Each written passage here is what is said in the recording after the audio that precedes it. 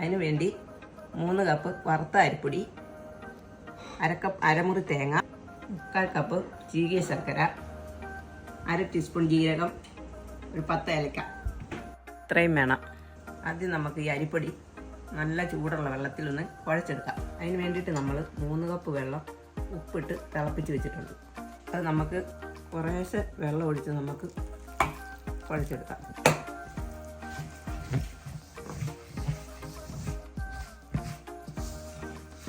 ഇത് നമ്മൾ നല്ല തിളച്ച വെള്ളം കൊണ്ട് വേണം കുഴച്ചെടുക്കാൻ, അല്ലെങ്കിൽ നമുക്ക് ഉണ്ട ഉരുട്ടുമ്പോൾ അത് അയഞ്ഞു പോകും. പൊടി നന്നായിട്ട് കുഴഞ്ഞിട്ടുണ്ട്. നല്ലപോലെ നമ്മളിപ്പോൾ കുഴച്ചിട്ടുണ്ടേ. ഇപ്പോൾ ചൂടുണ്ട്, അത് കാരണം നന്നായിട്ട് കൈയിട്ടൊന്ന് ഒന്നുകൂടെ കുഴച്ച് വെക്കണം.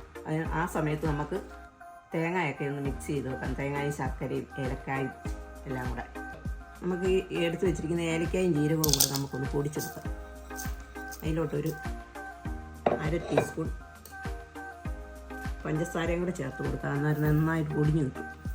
ഇവിടെ ഏലക്കായും ജീരകവും നന്നായിട്ട് പൊടിച്ച് വെച്ചിട്ടുണ്ട്. നമുക്ക് കൈകൊണ്ട് തന്നെ നന്നായിട്ട് മിക്സ് ചെയ്തെടുക്കാം.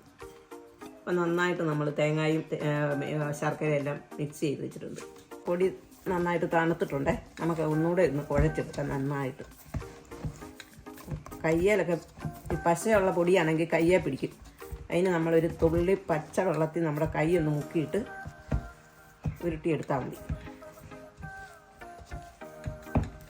ഇപ്പം നമ്മുടെ പൊടി നന്നായിട്ട് നമ്മൾ കുഴച്ച് വെച്ചിട്ടുണ്ട്. നമുക്ക് കൊഴുക്കട്ട ഉണ്ടാക്കാം. നമ്മൾ കൊഴുക്കട്ട പുഴുങ്ങാനായിട്ട് ഒരു അപ്പച്ചമ്പ് എടുത്ത് അടുപ്പേ വെച്ചിട്ടുണ്ട്. അതിനകത്ത് വെള്ളം ഒഴിച്ച് അടുപ്പേ വെച്ചിട്ടുണ്ട്. ആവി അടിച്ച് വേണം ഇത് പുഴുങ്ങിയെടുക്കാൻ. നമുക്ക് ഇത്രയും പൊടി എടുക്കണം. ഇത്രയും നമ്മൾ കുഴച്ച് വെച്ചിരിക്കുന്ന പൊടി കയ്യിലോട്ട് എടുക്കണം. എന്നിട്ട്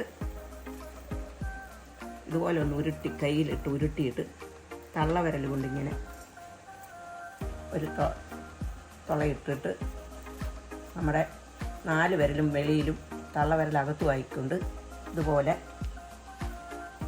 അകം പൊള്ളയാക്കണം.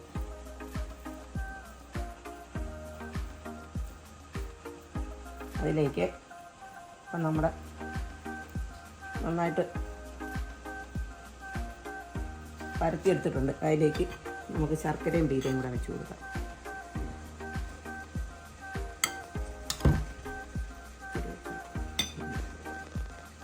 ഇനി നമുക്ക് ഒന്ന് യോജിപ്പിക്കാം. ഇതിൻ്റെ 4 വശവും ഒന്ന് യോജിപ്പിച്ച്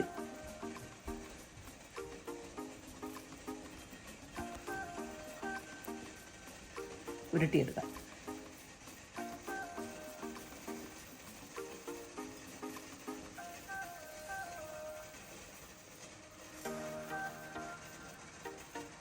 ഇതുപോലെ നമുക്കൊരു 8-10 എണ്ണം ഉണ്ടാക്കി ഇതിനകത്ത് വയ്ക്കാം.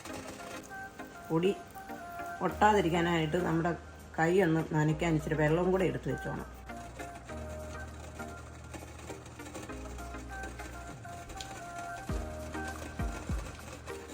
നമ്മുടെ ബാക്കി ഇരിക്കുന്ന അരിപ്പൊടി കുഴച്ചത് നമുക്ക് അതിൻ്റെ അപ്പച്ചമ്പിൻ്റെ മേളിൽ ഒരു തട്ട് വെച്ച് അതിലോട്ട് ഉരുട്ടി വെക്കാം. നമ്മുടെ കൊഴുക്കട്ടയെല്ലാം ഉരുട്ടി അപ്പച്ചമ്പിനകത്ത് നമ്മൾ വെച്ചിട്ടുണ്ട്.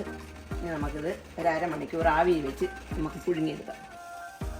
അപ്പോൾ നമ്മുടെ കൊഴുക്കട്ട വെച്ചിട്ട് ഒരു 1/2 മണിക്കൂറൊക്കെ ആയിട്ടുണ്ട്. നമുക്കൊന്ന് തുറന്ന് നോക്കാം ഇത് വെന്തോന്ന്.